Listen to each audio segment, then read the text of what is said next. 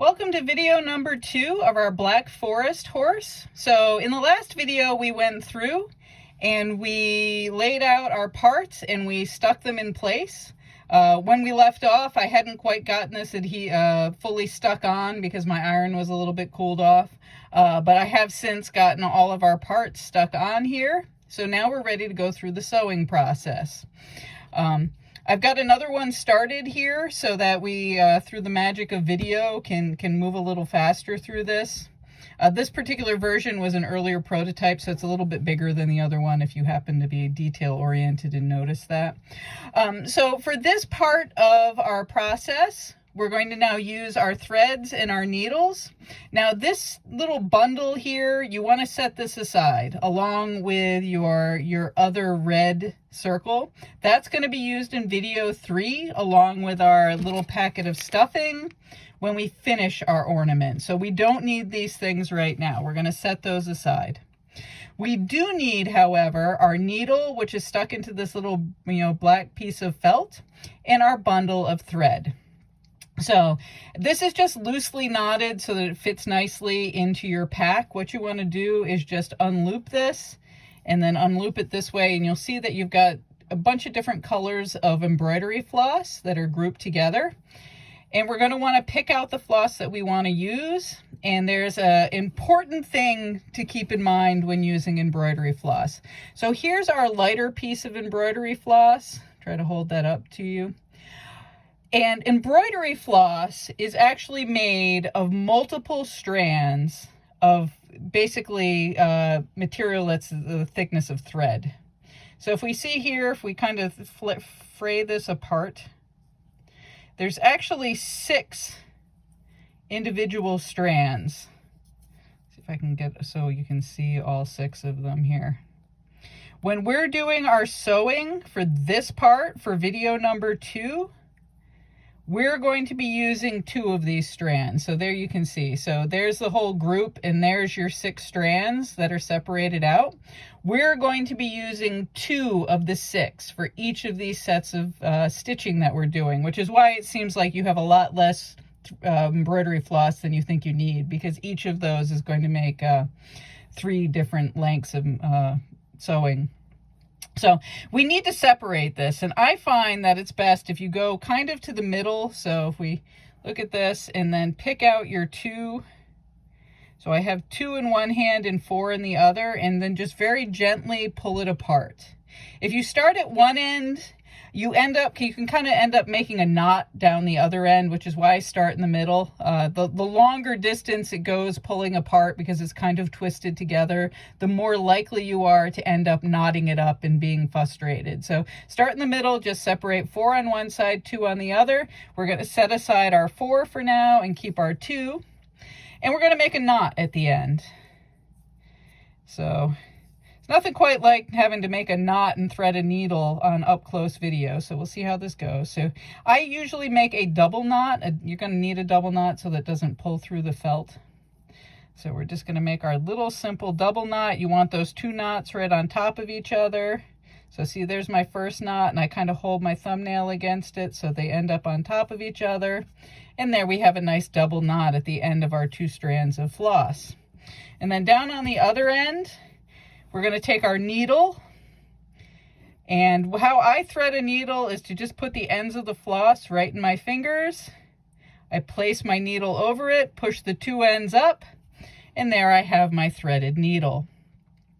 It doesn't always go as easily as it did just there. If you watch some of my other videos, you'll see that, but that one went pretty well.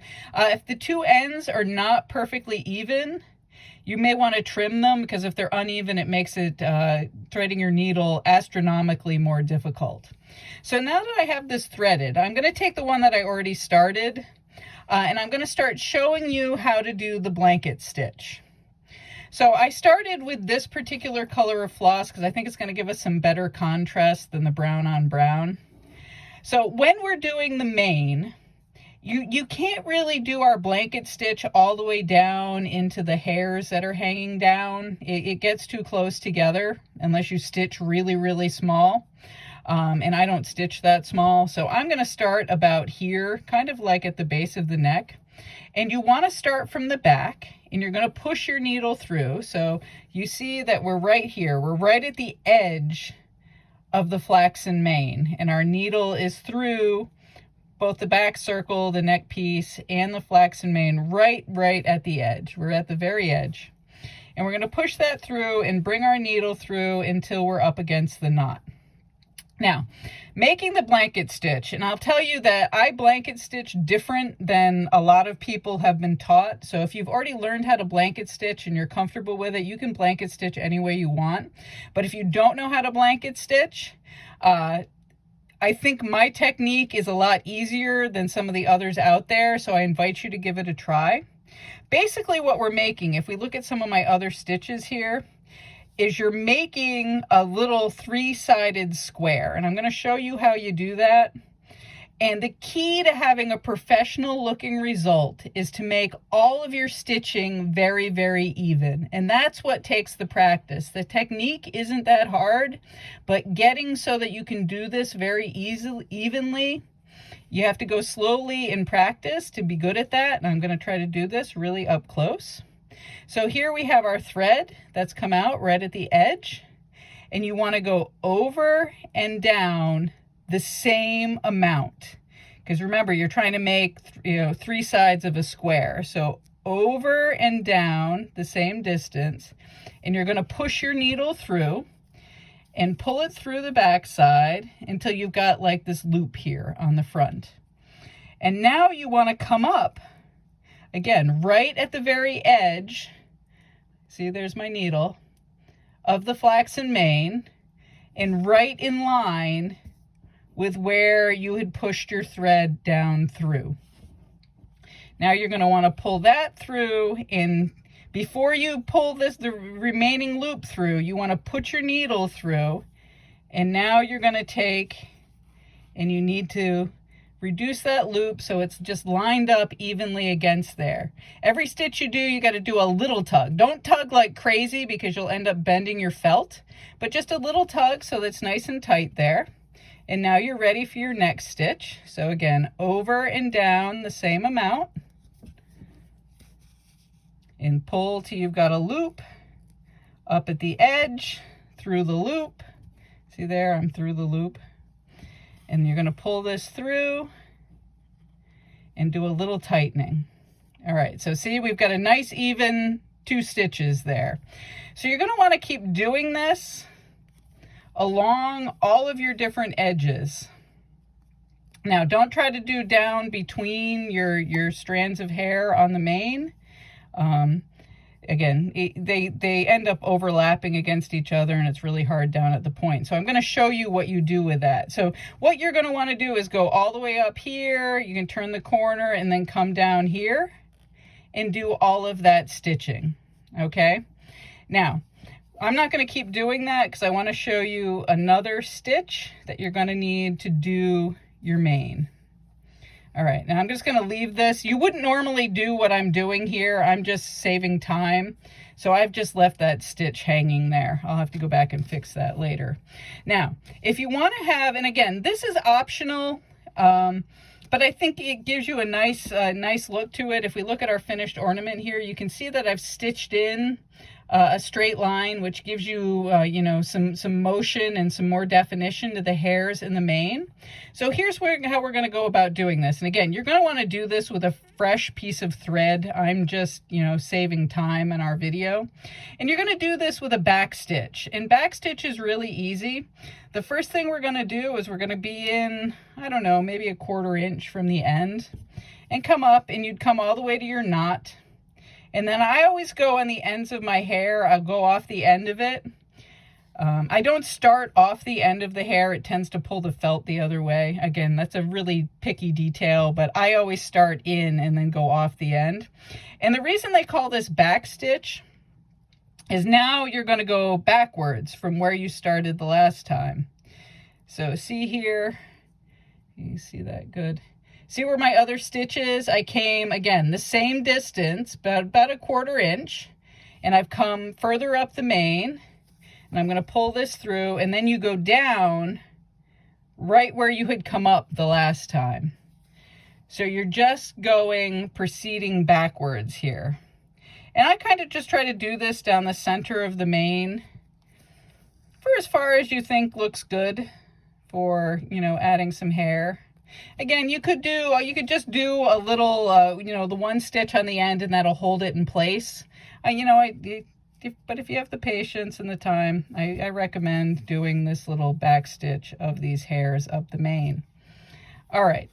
So the stitching process, you're basically going to use those 2 stitches. So you're going to blanket stitch around all of your different parts. So we just use this lighter color thread to do the mane, and you're going to want to do the forelock. And again, in the forelock, and you can see this in the little picture, you want to stitch, around the bigger portion of it. Just make like a U shape with your blanket stitch, and then stitch in some lines in to make our forelock with more hairs.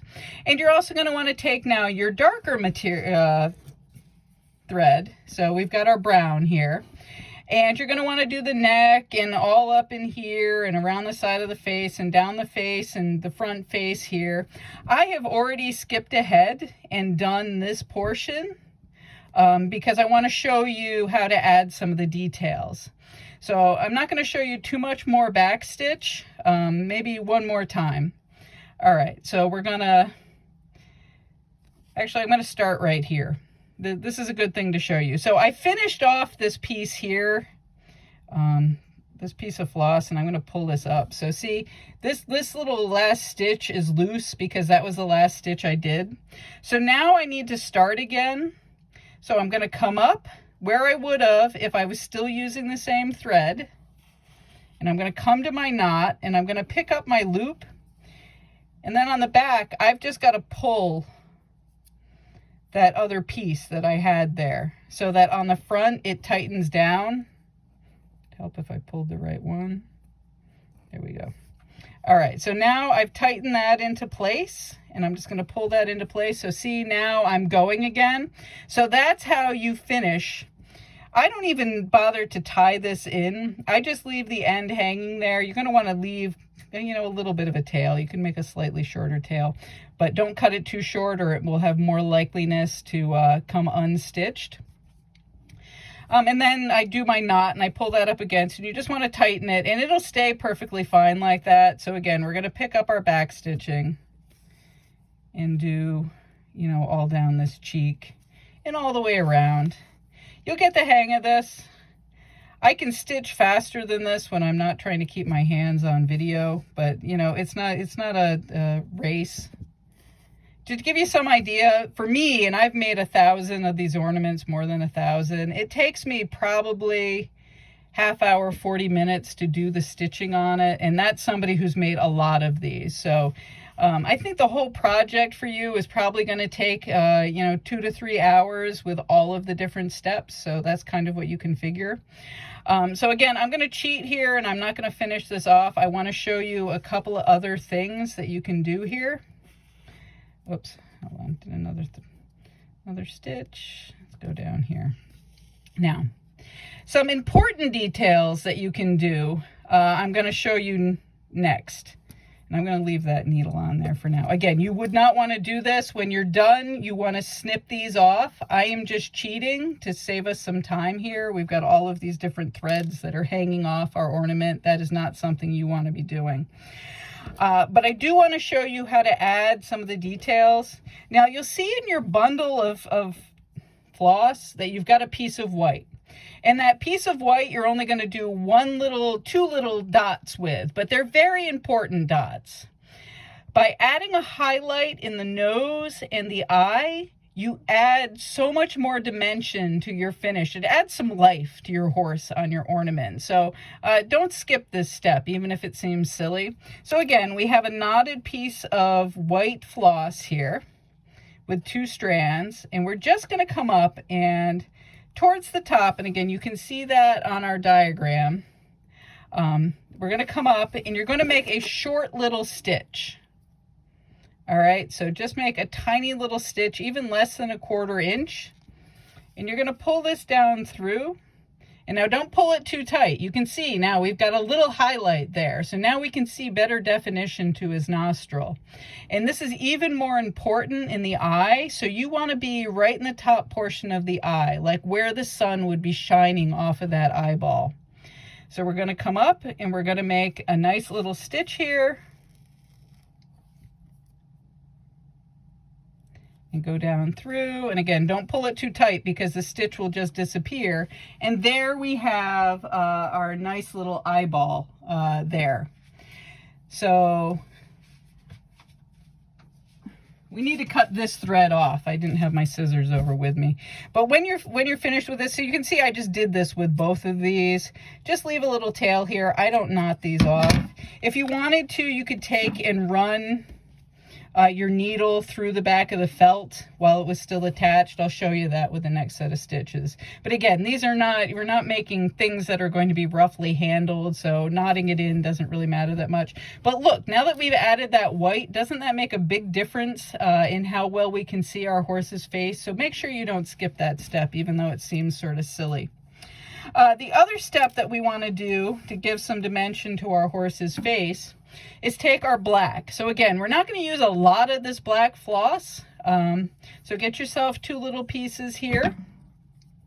And now you can see I didn't bother to blanket stitch the top of this jaw here.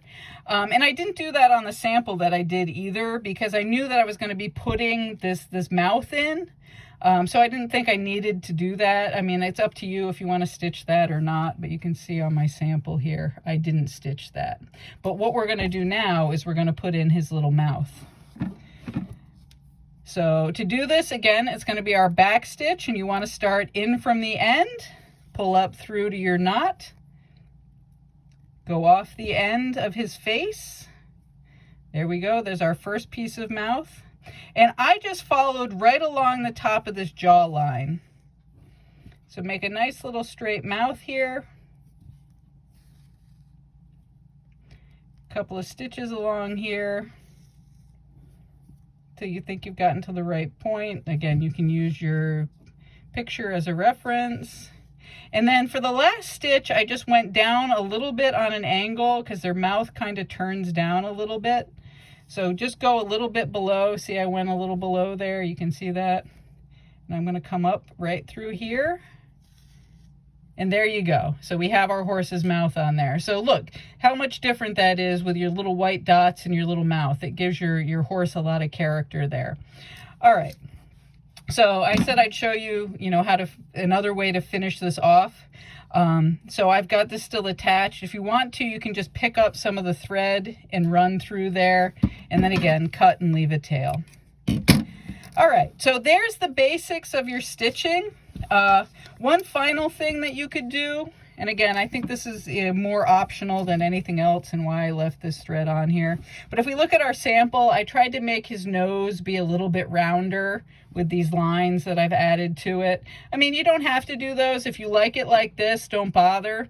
But if you'd like to add those in, and again, they're shown here in red, you can just back stitch some lines. I just freehand these in here. There's all kinds of marking pencils you can buy that you could draw, but given we're only doing straight lines, I don't think we need a marking pencil. Coincidentally, if you decide you don't like something, taking stitches out is really easy. Just pull your needle off so that your thread is hanging and, pull it out.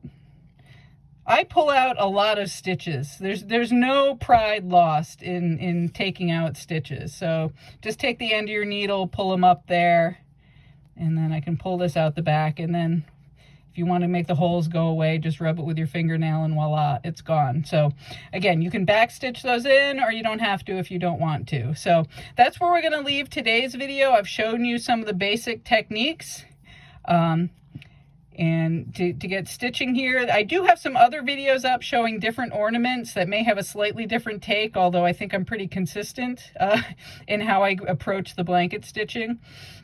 So there you go. So video number 3 is going to take our completed stitched item, and we're going to put our back on, sew the edge, and stuff and finish our ornament. So stay tuned for video number 3.